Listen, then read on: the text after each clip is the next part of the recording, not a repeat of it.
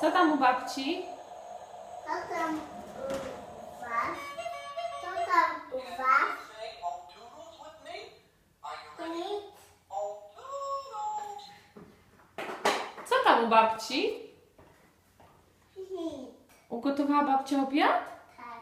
A co było? Tragedia. Tragedia.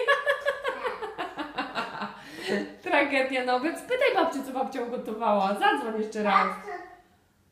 Dlin, dlin, dlin, dlin, dlin, dlin. To ugotowałaś babciu. No, a odpowiedź? To ugotowałaś babciu.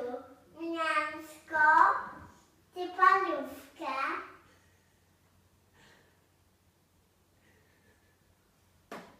Mięsko czy parówkę?